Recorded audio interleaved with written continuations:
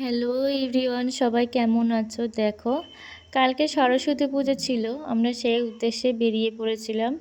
তো আমার কর্তামশাই বলল, আজকে আমার ছুটি আছে, চলো তোমাদের নিয়ে ঘুরে আসি।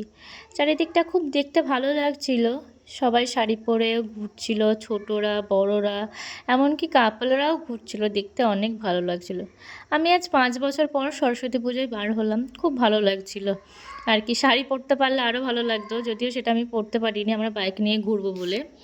তো তো আমরা ঘোরার উদ্দেশ্যে মতিঝিলে চলে এসেছিলাম। এই দেখো, ভিতরে প্রবেশও করে গেলাম। এই মতিঝিলে শীতকালে এরা খুব সুন্দর ফুল গাছ লাগায়। চারিদিকে এত সুন্দর ফুল ফুটেছে, গাঁদা ফুলগুলো দেখলে মন জুড়িয়ে যাচ্ছে আর কি। খুব ভালো লাগছিল। তার মধ্যে আমার ছেলে বায়না ধরলো, মামা টয় ট্রেনে যাবো। এই দেখো, আমরা টয় ট্রেনে উঠেও পড়লাম। খুব ভালো লাগছিলো। মতিঝিলটা এতটা বড়, হেঁটে বাচ্চা নিয়ে ঘোরার মতো সাহস আমাদের কোলায়নি, তাই টয় ট্রেনেই পুরোটা কি ঘুরে নিলাম। পুরোটা যদিও ঘোরা হয়নি। এই দেখো, পরিবেশটা খুব ভালো লাগছিল দেখতে। বিকেল হয়ে গেছিলো না, সন্ধ্যা নামা অবস্থায় খুবই ভালো লাগছিল। এই দেখো, সূর্যটা ডুবেও যাচ্ছিল, খুব ভালো লাগছিলো দেখতে। জায়গাটা খুবই মনোরম জায়গা, ভালো লাগছিল। তো এই দেখো, পরিবেশটা খুব সুন্দর। টয় ট্রেনটা ফাঁকা হয়ে গেল, যাওয়ার সময় অনেক ভিড় ছিল, ওখানে গিয়ে আসার সময় দেখলাম সবাই নেমে গেল।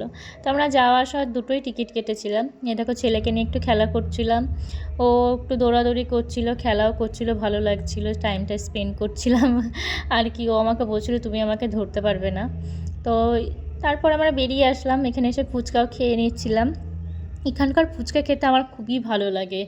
হ্যাঁ, খুব সুন্দর করে এরা ফুচকার জলটা। আমার ছেলে তো বললো আইসক্রিম খাবো, এই দেখো আইসক্রিম খাচ্ছিল, যদিও খাচ্ছিল না, আমি বেশি খেয়েছি।